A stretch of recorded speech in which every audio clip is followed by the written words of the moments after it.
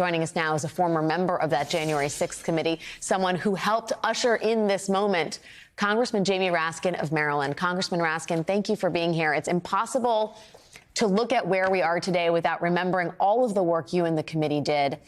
What is your feeling as we learn the news that there is a likely federal criminal indictment coming down for the 45th president? Well, I'm thinking about some of the people whose careers were permanently altered by these events. I'm thinking about my friend Liz Cheney, who was the third-ranking person, I think, in the Republican caucus. She was the chair of the Republican conference, who ended up losing her seat because she stood up for the truth. I'm thinking about Elaine Luria, my colleague from Virginia, who lost her seat after she stood up for the truth against the January 6th insurrection.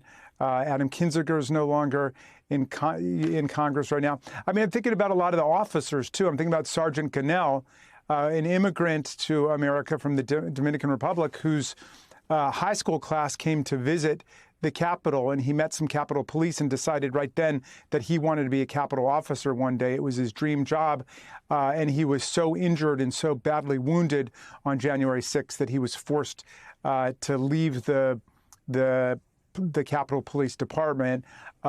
You know, a lot of people's lives have been changed. But, you know, I read an article the other day about a woman whose name is Pamela Hemphill, who at 69 years old said that she swallowed all of the propaganda and the cultish brainwashing of Donald Trump about the big lie.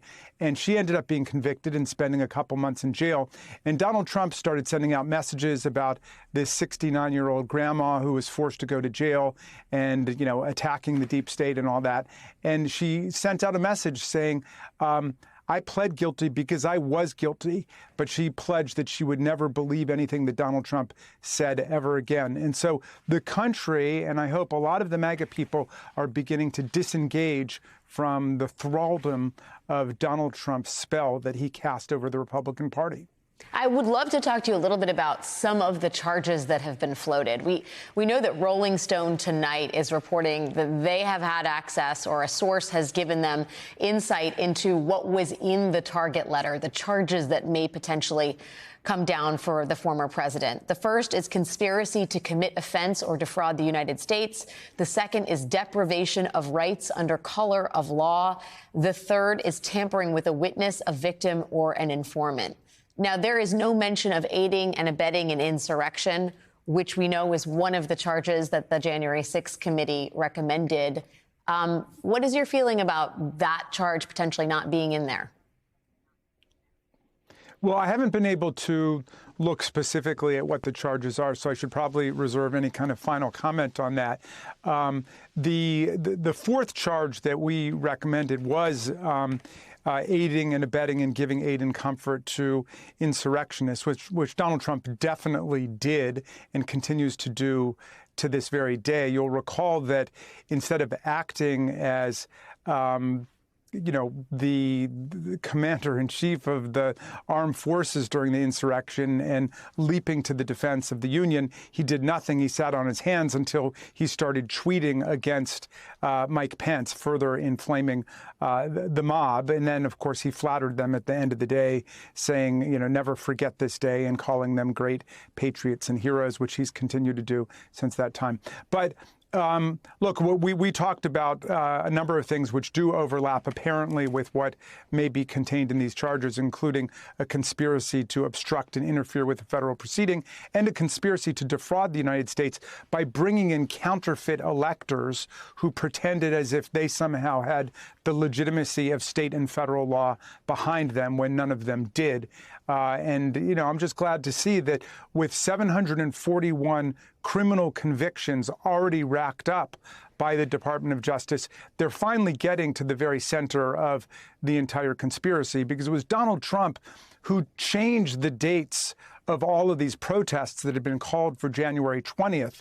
Essentially, those were a statement that the MAGA people were going to continue to protest against Biden during his presidency, but he shifted it from the 20th to the 6th, saying, no, this is the date of the peaceful transfer of power. This is the last day we're able to stop this. So all of it really flowed out of his brainstorm that there could be an inside political coup and a violent insurrection taking place at the same time. I mean, given the gravity of what is alleged to have occurred here under Trump's direction and the fact that Trump is running for the presidency again, the fact that he has not been shy about suggesting he will pardon himself and other people involved in the January 6th coup plot, the fact that he plans to take over the DOJ if he wins in 2024 and greatly expand executive power, it seems like the timing on this is of the essence. Are you concerned that we're now, edging upon primary season in a few months, and Donald Trump is going to, and his defense team are going to use every excuse not to have any kind of trial before the presidential election? Do you think that the American people are going to see resolution on this before November? There have been 741 convictions, as I was saying, Alex, and there's plenty of time for these charges to be heard, for due process to be observed, and for justice to be served. So I think that's got to happen.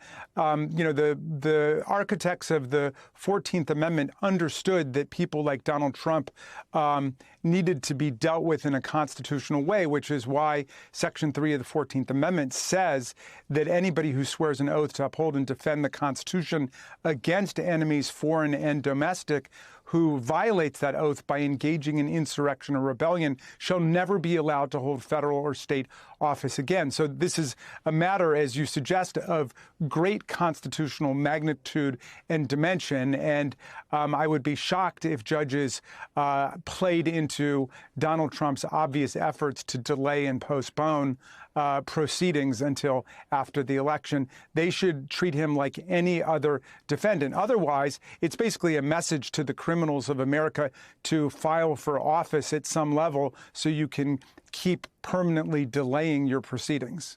To say nothing about the message that it sends about the Republican Party itself. Congressman Jamie Raskin, former member of the January 6th committee, a man instrumental in this moment that we are witnessing, current member of the House Judiciary and Oversight Committee. Thank you so much, Congressman, for your time tonight.